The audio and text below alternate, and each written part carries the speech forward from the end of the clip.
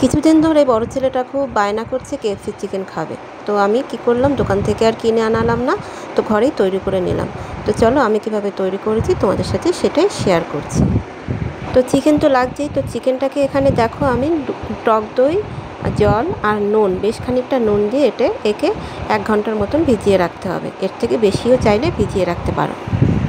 এরপরে অন্য একটা পাত্রে একটা ডিম ফাটিয়ে সেই ডিমটাকে এর ভিতরে দিয়ে দিতে হবে। তারপরে ডিমের ভিতরে তোমাকে দিতে হবে নুন, স্বাদ মতো, গোলমরিচ, দেখো গোলমরিচ নিয়ে নিয়েছি, একটু কর্নফ্লাওয়ার,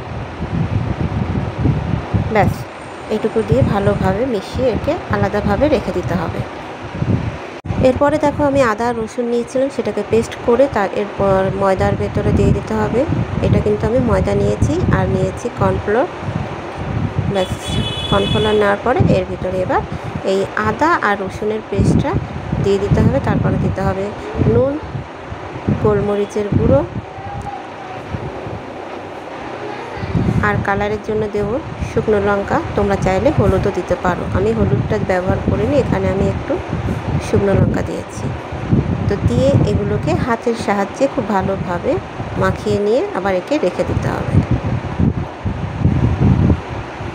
এরপরে যে চিকেনগুলো দই জলের ভিতরে ভিজিয়ে রাখা হয়েছিল সেটাকে তুলে নিয়ে এভাবে টিস্যু পেপার দিয়ে এক্সট্রা যে জলটা আছে সেটাকে মুছে নিতে হবে, যেন একটু জল না থাকে। তো দেখো আমি কিভাবে মুছে নিচ্ছি সব। তো মোছা হয়ে গেলে এবার সব কিছু দেখো আমি রেডি করেই নিয়েছি। এবার এই যে ময়দাটা আমি তৈরি করে রেখেছিলাম সেই ময়দার ভেতরে জল দিয়ে সামান্য এভাবে ছিটিয়ে দিয়ে তৈরি করে নিতে হবে। তাহলে দেখবে চিকেনের গায়ে যে একটা মোটা যে লেয়ারটা থাকে না, এটা যেরকম দেখায় কি দোকানে কিনতে পাওয়া যায় যেরকম, ঠিক সেরকমই হয়ে যাবে। দেখো আমি করে দেখাচ্ছি। তো এখানে ডিমের ব্যাটারে প্রথমে ভিজিয়ে নিলাম, চুবিয়ে নিলাম, তারপরে গিয়ে সে ময়দার কোটটা দিয়ে দেবো। তো প্রথমে আলগাভাবে আলতো হাতে এটাকে ছড়িয়ে গায়ে মাখিয়ে দিতে হবে। তারপরে গিয়ে একে হাতের সাহায্যে চেপে এই যে ঠিক এভাবে চেপে দিতে হবে, দেখে নিলে। তো এরপরে এক্সট্রা যে ময়দাটা আছে সেটা একটু ঝেড়ে নেব, তারপরে তুলে নিয়ে এবার দিয়ে দেবো সোজা তেলে। তো দেখেছো,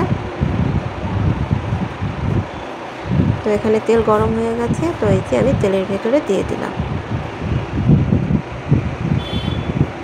এবার তোমাদেরকে বলি, প্রথমে একবার একে ভালোভাবে মোটামুটি 80% ভেজে নিতে হবে। ভেজে নিয়ে তুলে রাখতে হবে।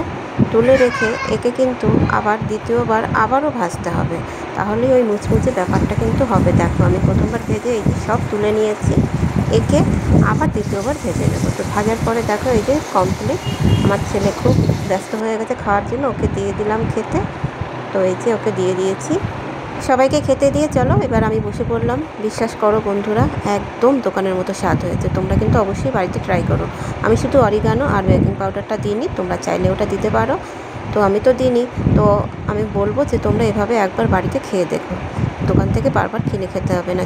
চলো টাটা, বাই বাই, সবাই ভালো থেকো। ভালো লাগলে লাইক করে দিও।